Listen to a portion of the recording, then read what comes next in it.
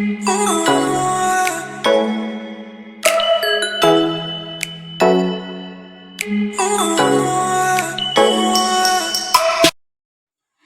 guys, assalamualaikum warahmatullahi wabarakatuh. Kembali lagi dengan saya Rusdiana. Oke baik, kita di video kali ini saya akan membahas mengenai sastra yang akan bertemakan itu mengenai angkatan 66 dan angkatan 84. Dan nanti kita akan menganalisis unsur intrinsik yang ada di dalam karya sastra pada angkatan 66 dan angkatan 80-an. Oke, sebelum kita memasuki pembahasan kita, jangan lupa untuk like, comment, subscribe, and share, dan jangan lupa untuk tonton video ini sampai habis ya teman-teman. Oke, langsung saja kita ke pembahasannya. Oke baik, langsung saja kita ke pembahasan mengenai yang pertama itu angkatan 66, yaitu periodisasi sastra, yaitu angkatan 66. Oke, nama angkatan 66 ini itu dicetuskan oleh Habib Yasin melalui bukunya yang berjudul itu Angkatan 66. Nah, angkatan ini lahir bersama dengan kondisi politik yang Indonesia yang saat itu tengah mengalami kekacauan akibat jalannya paham komunis gitu. Nah, pada saat itu PKI hendak menguasai negara dan berusaha menggantikan ideologi Pancasila dengan ideologi komunis. Nah, oleh karena itu, karya sastra yang lahir pada periode ini lebih banyak berwarna protes terhadap keadaan sosial dan politik pada masa itu gitu. Nah, pada masa karya sastranya yaitu berupa novel, kemudian cerpen, dan drama itu kurang mendapat perhatian gitu, bahkan sering menimbulkan kesalahpahaman, bahkan sering menimbulkan kesalahpahaman gitu. Nah, ia lahir mendahului zamannya gitu. Nah, beberapa sastrawan pada angkatan ini yaitu antara lain ada Umar Khayyam, kemudian Ikrana Negara, kemudian ada Leon Agusta, kemudian ada Arif Budiman, Gunawan Muhammad, kemudian ada Budi Dharma, kemudian ada Putu Wijaya, kemudian ada Wisran Hadi, dan masih banyak lagi gitu ya teman-teman. Kemudian terdapat juga ciri-ciri angkatan 66 ini, yaitu yang pertama itu ada mulai dikenal gaya epik yaitu bercerita, dan pada puisi ini muncul puisi-puisi balada. Kemudian yang kedua itu ada puisinya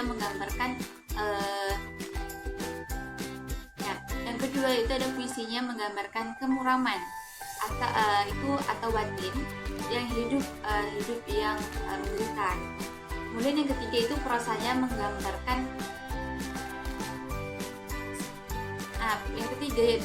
menggambarkan masalah kemasyarakatan, misalnya tentang perekonomian yang buruk, pengangguran, dan kemiskinan gitu.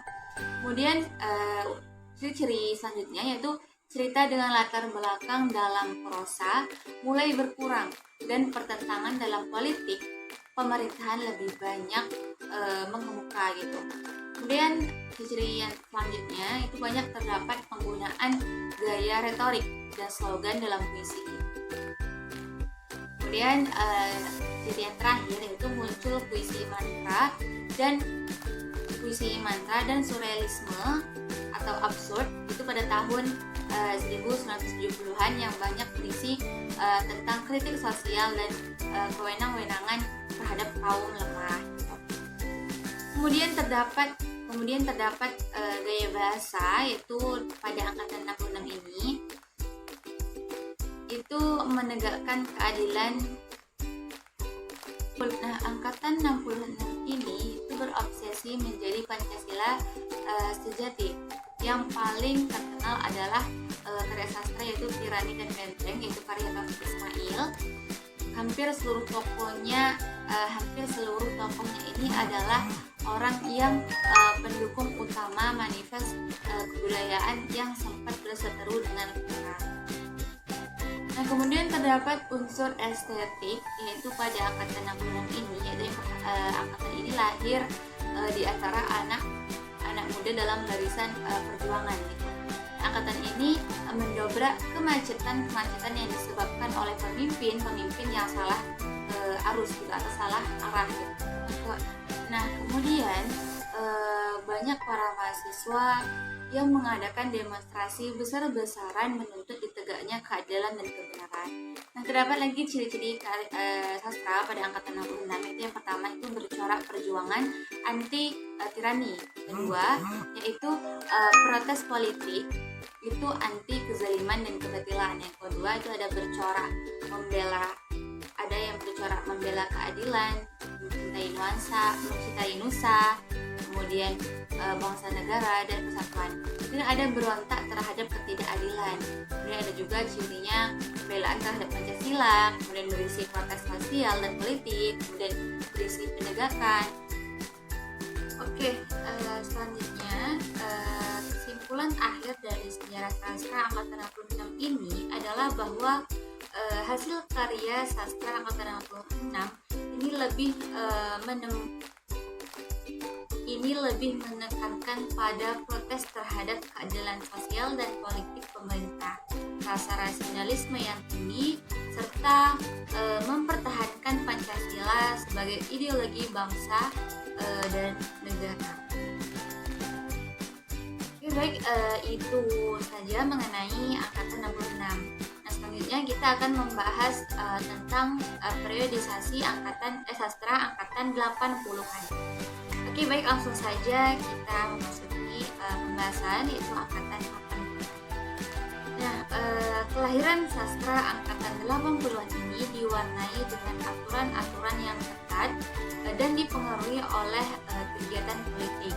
Nah, angkatan 80-an lahir pada masa pemerintahan Soeharto era Orde Baru.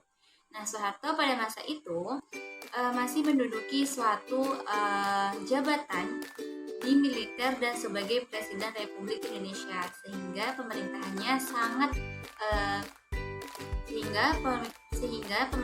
sangat kokoh dengan perlindungan dari militer. Nah, era Orde Baru mempunyai ciri yaitu semua keputusan itu berporos pada presiden dan hak bersuara sangat dibatasi.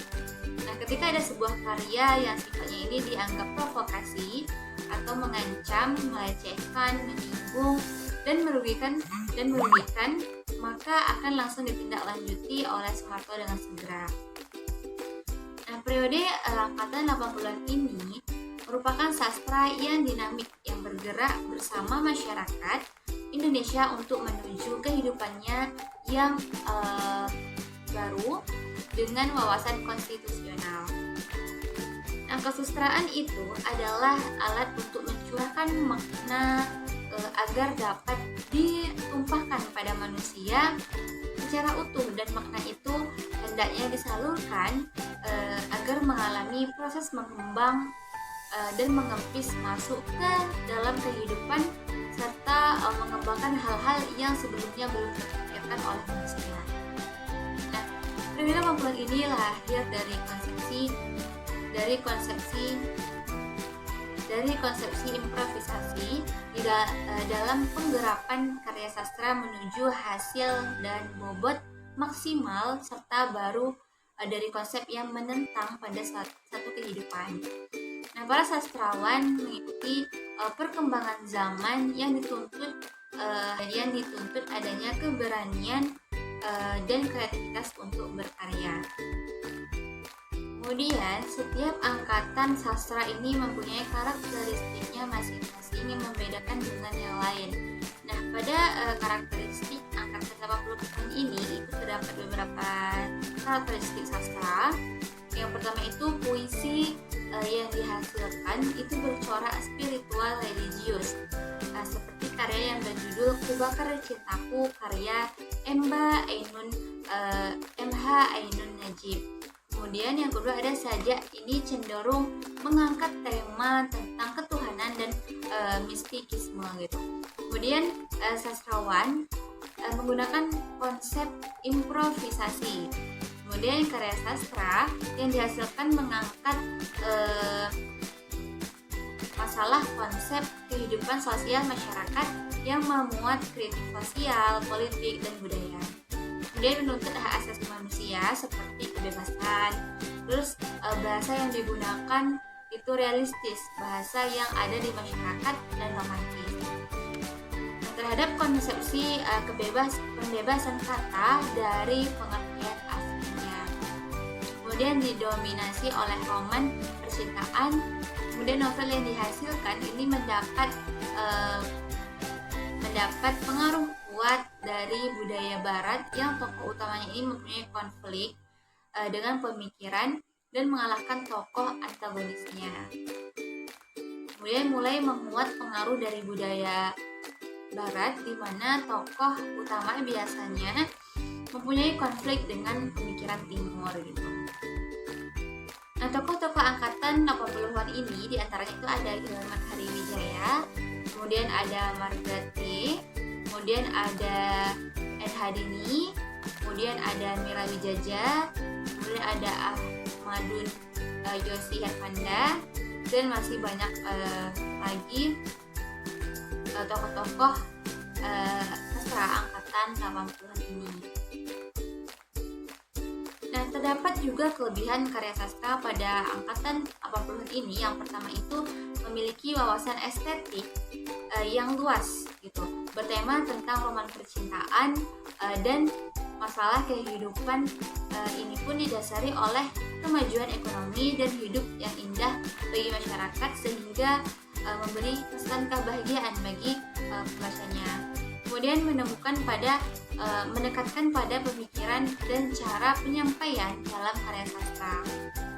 Nah, para sastrawan ini mengikuti perkembangan zaman yang dituntut adanya keberanian dan kreativitas untuk berkarya.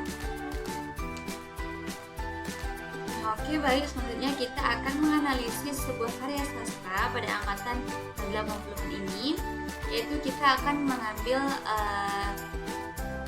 puisi yang berjudul Ku Bakar Cintamu karya M.H. Ainun Najib. Nah, M.H. Ainun Najib ini mempunyai nama lengkap Muhammad Ainun Najib yang akrab dipanggil dengan Cak Nun, merupakan seorang seniman, budayawan, intelektual muslim dan juga penulis asal Jombang, Jawa Timur. Nah, ia merangkum dan memadukan dinamika kesenian, agama, pendidikan politik, dan sinergi ekonomi. M.H. Ainun Najib ini sangat pandai dalam menulis, terbukti bahwa ia sudah menerbitkan 30-an buku, esai. Selain itu juga termasuk kreatif dalam menulis puisi. Nah, ia telah menerbitkan itu 16 buku puisi, salah satunya itu berjudul Ku Bakar Cintamu.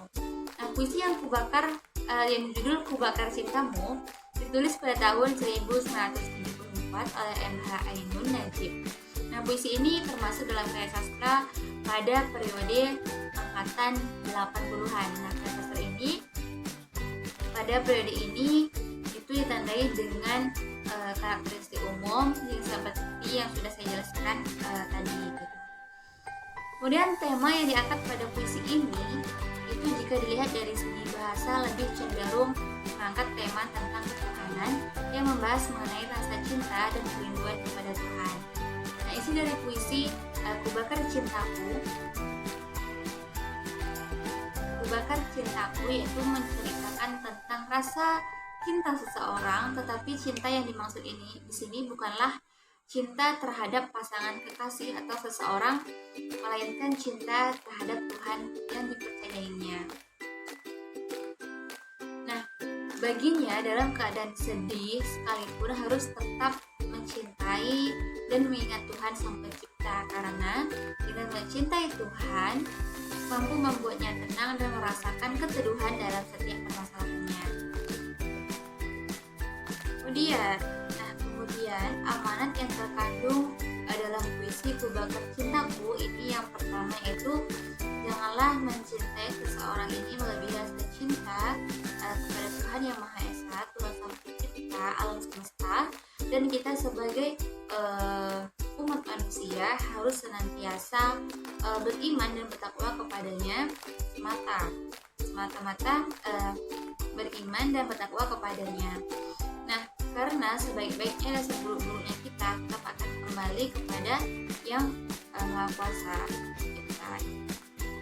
Kemudian amanat yang kedua yaitu dalam keadaan sedih apapun itu, tidak boleh menyalahkan Tuhan atas takdir yang kita terima, karena sebagai makhluk ciptaannya, sebagai umat manusia harus tetap percaya bahwa rencana Tuhan itu lebih indah dari apa yang kita rencanakan.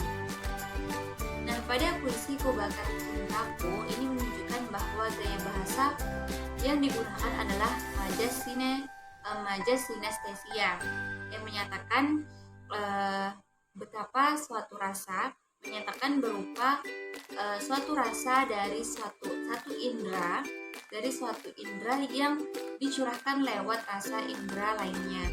Nah, pada baris puisi yang berbunyi perlahan lagu menyayat.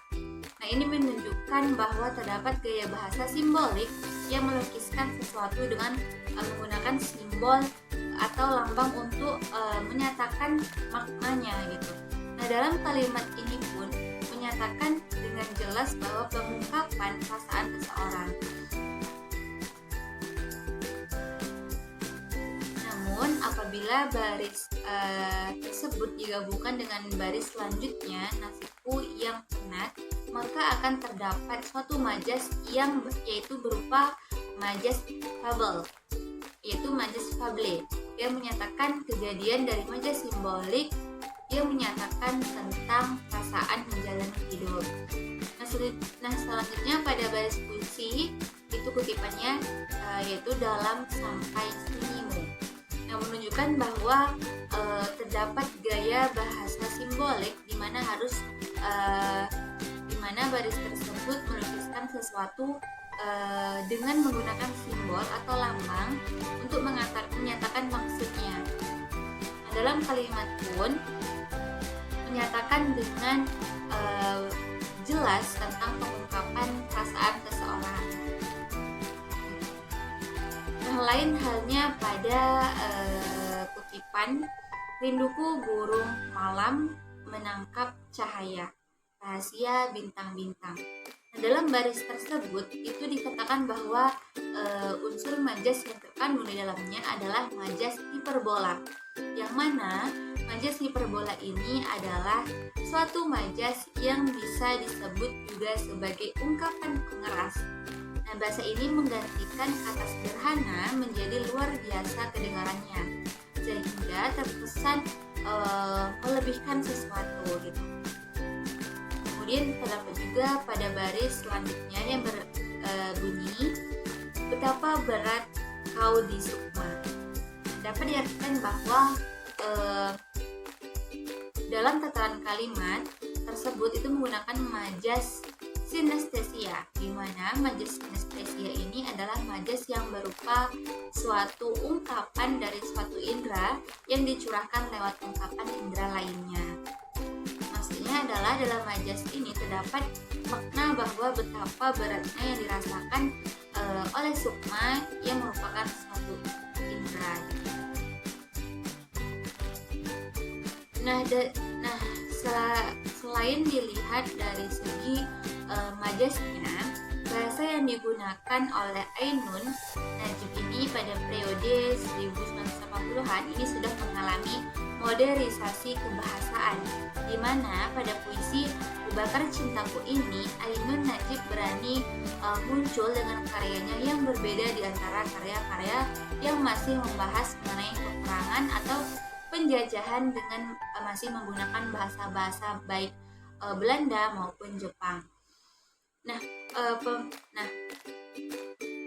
Pemberian warna bahasa terhadap suatu bahasa dalam karyanya ini membuat hasil karangan Ainun Najib ini masih terkenal dan masih banyak dicari hingga sekarang. Nah, selain bahasanya yang sudah ke arah Indonesia modern, bahasa yang digunakan juga mudah dipahami oleh para insan saat ini.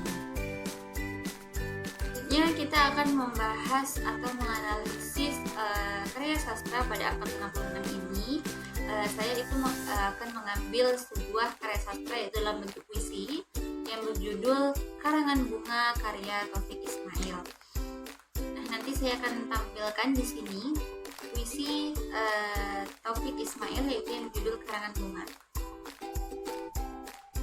Nah, berdasarkan puisi di atas dapat diperoleh hasil yang merujuk pada tujuan penganalisian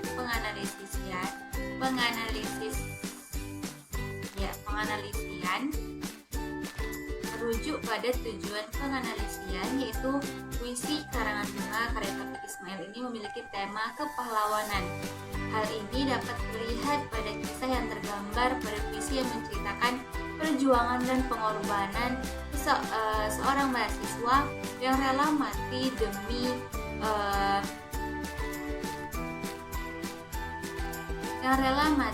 memperjuangkan hak rakyat.